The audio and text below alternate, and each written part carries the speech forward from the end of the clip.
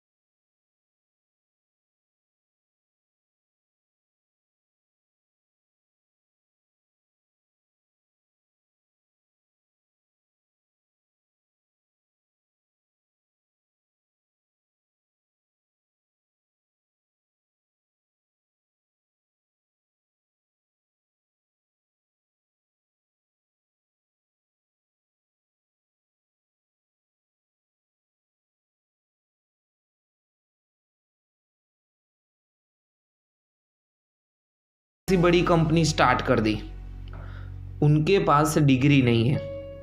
ये जो शेयर कर रहे हैं, व्हाट्सएप है, फेसबुक पे जो शेयर कर रहे हैं, वो कौन सी यूनिवर्सिटी से पढ़े?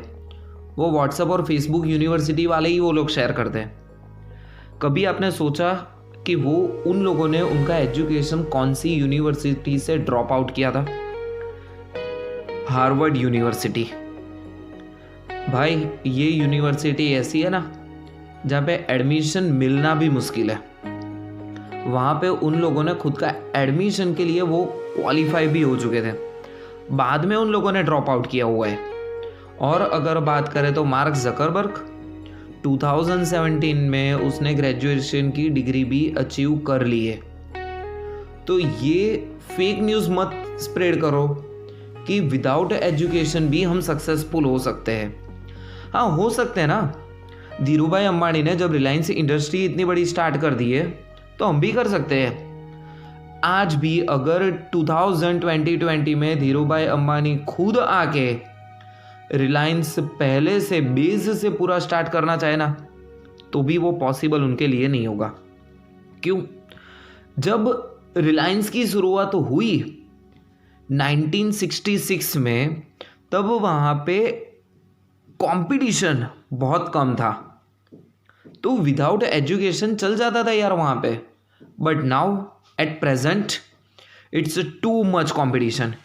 यहाँ पे आप अपना कोई बिजनेस स्टार्ट कर रहे हो तो आप अकेले नहीं हो, आपके साथ हज़ारों लोग वही बिजनेस स्टार्ट करने के लिए पीछे पड़े होंगे। तो एक अगर आपका बेस क्लियर नहीं हुआ, प्रॉपर एजुकेशन नहीं हुआ, तो अनएम्प्लॉयमेंट ऑटोमेटिकली इंक्रीज हो जाएगा। Third disadvantage, no interest on education. जैसे ही स्टूडेंट्स एजुकेशन से दूर चले जाएंगे, वैसे वैसे एजुकेशन में स्टूडेंट्स का इंटरेस्ट ऑटोमेटिकली रिड्यूस होता जाएगा। और ये दिख भी रहा है। जब पबजी गेम बैन हुई तो बहुत सारे लोग ऐसे जैसे कोई किसी की डेथ हो गई हो वैसे मातम मना रहे थे। और एग्जाम पोस्टपोन्ड हुई या फिर मास प्रमोशन, जो हमारा टॉपिक चल रहा है, जो मास प्रमोशन हुआ, तब स्टूडेंट सेलिब्रेशन कर रहे हैं। ये फर्क पड़ रहा है इंडियन एजुकेशन में। जब स्टूडेंट्स को ही education only and only for getting result के लिए ही चाहिए, तो इससे अच्छा तो आप छोड़ दो एजुकेशन। क्यों अभी भी वेस्ट कर रहे हो आप पेरेंट्स के पैसे?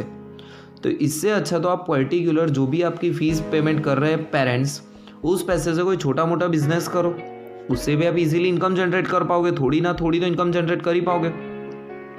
और फोर्थ सबसे बड़ा disadvantage, too much difficult to survive in future. आपका जो अभी का टाइम स्पेंड हो रहा है वो तो अगर आपने जैसे तैसे कर भी लिया, बट व्हाट अबाउट फ्यूचर?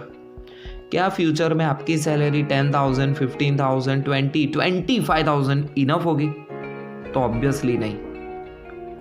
उस टाइम पे आपको कैश इनफ्लो, सैलरी हो, प्रॉफिट हो, हायर ही चाहिए होगा।